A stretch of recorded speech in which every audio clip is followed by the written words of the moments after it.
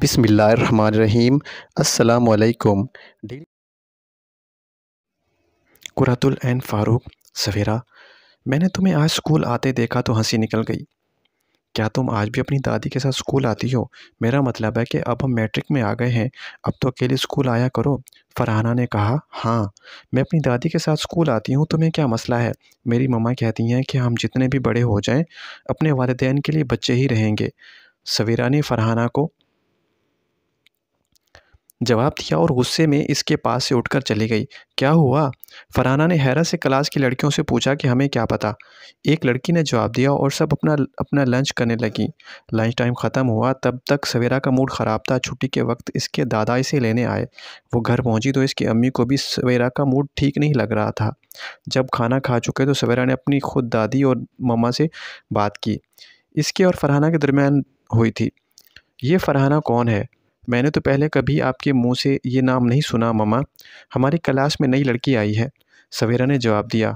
बेटी फरहाना या दूसरी लड़कियां आपसे जो बोलती हैं उन्हें बोलने दो। हमें आप अजीज़ हैं।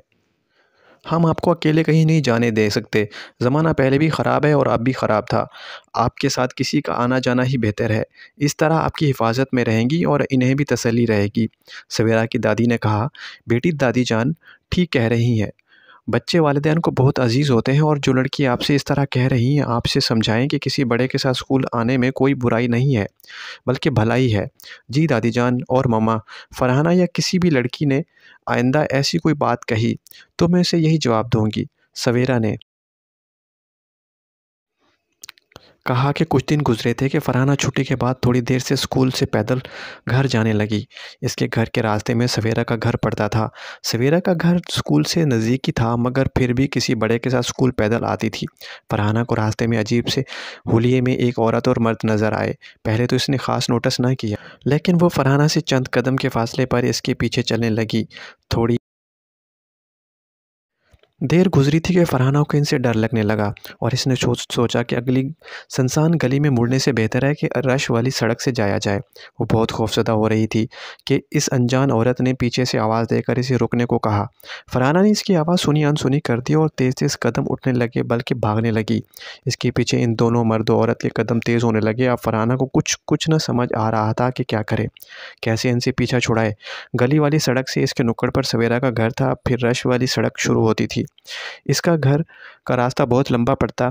इसने फ़ौरन सवेरा के घर जाने का सोचा, बल्कि सोचा क्या, इसके कदम खुद ब खुद सवेरा के घर की तरफ उठ के वहाँ पहुँचकर इसने दरवाज़ा ज़ोर-ज़ोर से बजाना शुरू कर दिया। साथ ही घर की घंटी पर तो जैसे हाथ रख के भूल गई और ऊँचा-ऊँचा बोलने लगी कि जल्दी से दरवाज़ा खोलो, मेरे पीछे कुछ लोग पड़े हैं, जल्दी खोलो दरवाज़ा। सवेरा कुछ दूर पहले ही स्कूल से अपनी दादी के साथ घर आई थी। इसके घर पहुंचने वाले इस अचानक से दरवाज़ा पीटने और घंटी की आवाज़ से घबराकर दरवाजे की तरफ भागे और दरवाजे के करीब पहुंचकर फरहाना की आवाज़ों से और परेशान हो गए और झट से दरवाज़ा खोल दिया। दूसरी तरफ वो मशकूक मर्द और औरत फरहाना को इस तरह दरवाजे में देखकर वापस चले गए। अंदर आने तो दो, देखो कैसी सहमी है। अंदर आकर फरहाना सवेरा की अम्मी के गले लगकर रोने लगी और जो अभी इसके वाक़या के साथ पेश आया था वो सबको बताया। और वो सवेरा से बहुत शर्मिंदा हो रही थी कि कुछ दिन पहले इसने कैसे इसका मजाक किसी बड़े के साथ आने पर मजाक उड़ाया था। चलो बेटी, मैं तुम्हें तुम्हारे घर छोड़ आती हूँ, तुम्हारे घर वाले इंतज़ार करते होंगे, सवेरा की दादी ने कहा। मैं भी साथ चलती हूँ, सवेरा की अम्मी ने कहा और फिर दोनों को समझाया कि अपने बच्चों को ऐसे अकेले नहीं जाने दिया करें, बल्कि बिलावजह घर से निकलने ना दें। चाहे किसी दोस्त या रिश्तेदार के घर या करीबी दुकान पर बच्चों को जाना हो तो इनके साथ किसी न किसी बड़े का होना ज़रूरी है।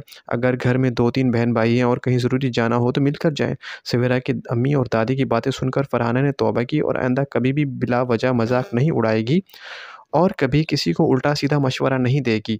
Thank you for watching. उम्मीद है आपको स्टोरी अच्छी लगी।